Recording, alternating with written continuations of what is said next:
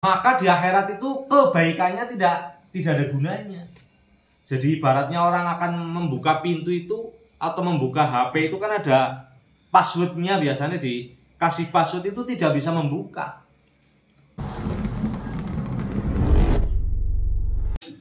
Assalamualaikum warahmatullahi wabarakatuh.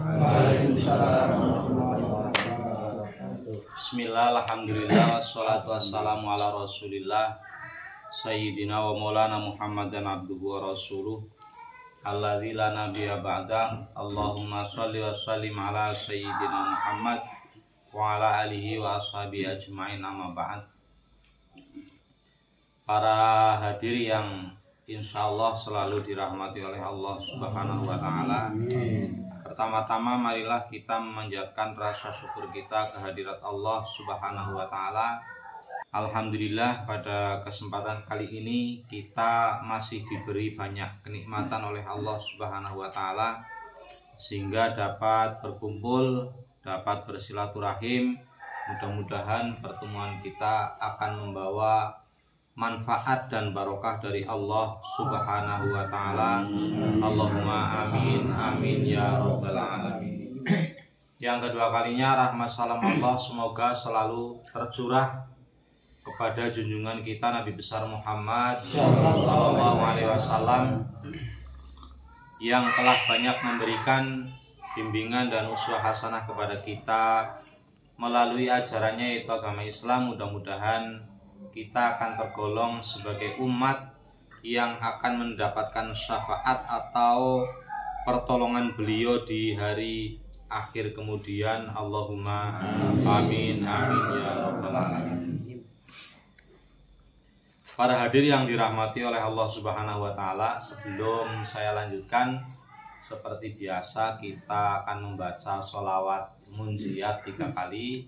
Bismillahirrahmanirrahim. Bismillahirrahmanirrahim. Allahumma sholli ala sayyidina Muhammadin. Allahumma sholli ala sayyidina Muhammadin. Sholatan tunajjina biha. Sholatan tunajjina biha. Min jami'il ahwali wal afat. Min jami'il ahwali wal afat. Wa taqdilana biha. Wa taqdilana biha. Jami'al hajat. Jami'al hajat. Wa tudahhiruna biha. Wa tudahhiruna biha. Min jami'i sayyi'at. Min jami'i sayyi'at. Wa tarfa'una biha. Wa tarfa'una biha. Indaka 'ala darajat. Indaka 'ala darajat. Wa tuballighuna biha. Wa tuballighuna biha. Aqsal ghayat. Aqsal ghayat. Min jami'il khairat. Min jami'il khairat. Fil hayati wa ba'dal mamat. Fil hayati wa ba'dal mamat. Wa ala alihi wa sahbihi wa sallim. Wa ala alihi wa sahbihi wa sallim. Allahumma sholli ala sayyidina Muhammadin. Allahumma sholli ala sayyidina Muhammadin. Sholatan tunajjina biha. Sholatan tunajjina biha.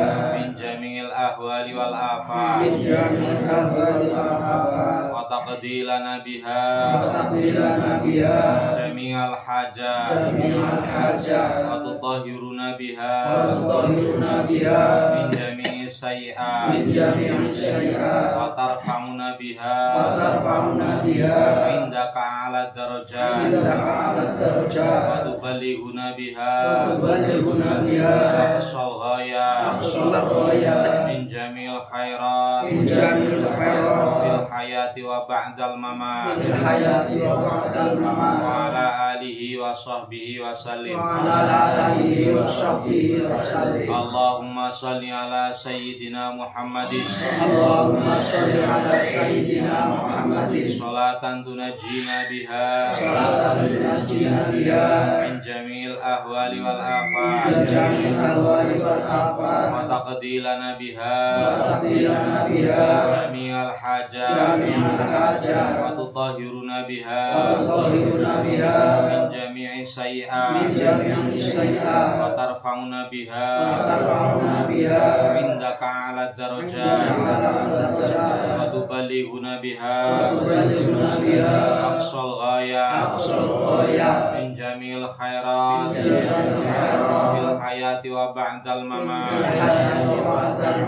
wa ala alihi wa sahbihi wa sallim. Terima kasih. Para hadirin yang dirahmati oleh Allah Subhanahu wa taala. Dalam sebuah riwayat hadis disebutkan as-salatu imaduddin faman aqamaha faqad aqamaddin wa man tarakaha faqad hadamaddin. As-salatu imaduddin, salat adalah tiang agama. Faman aqamaha, barang siapa yang mendirikan salat, faqad aqamaddin, maka dia mendirikan agama. Faman tarakaha, barang siapa yang meninggalkan sholat, faqad hadamaddin, maka dia merobohkan agama. Jadi mendirikan agama itu bukan agama secara keseluruhan, tetapi agama bagi masing-masing orang. Kalau ada orang si fulan mau mendirikan sholat, berarti dia mendirikan agamanya si fulan. Kalau si fulan meninggalkan sholat, berarti dia merobohkan agamanya si fulan, merobohkan agamanya sendiri. Saking pentingnya sholat, bahkan orang sakit pun tetap diwajibkan sholat.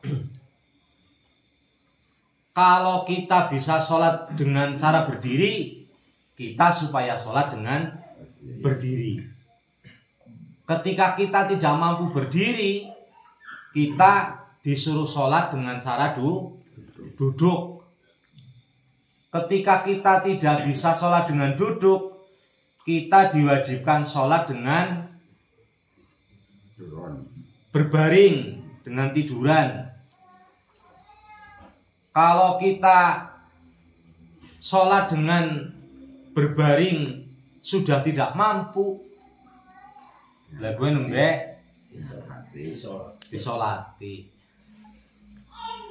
Nah, saking pentingnya, maka orang yang meninggalkan sholat itu dosanya sangat besar sekali. Mulane kita itu berusaha untuk dalam sehari semalam itu bisa melaksanakan sholat 5 waktu atau 5 kali. Jadi kasaran yang tembung umpamane isyana sing nulis sholat kadang bolong, maka bolong ini kudu enggal-enggal dirapeti, ditambal.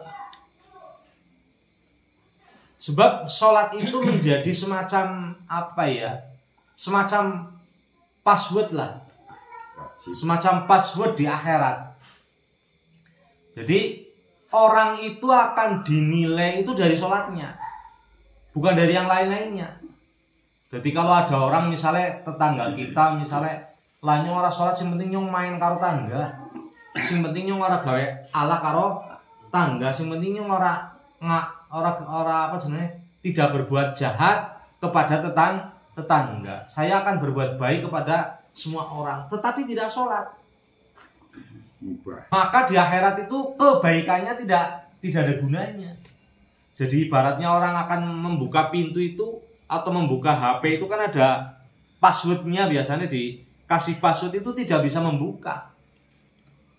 Di kasarannya tembung, orang yang masih berbuat maksiat, orang yang masih berbuat jahat, orang yang masih berbuat jelek tapi sholat, itu lebih baik daripada orang yang selalu berbuat baik tetapi tidak menunaikan ibadah sholat.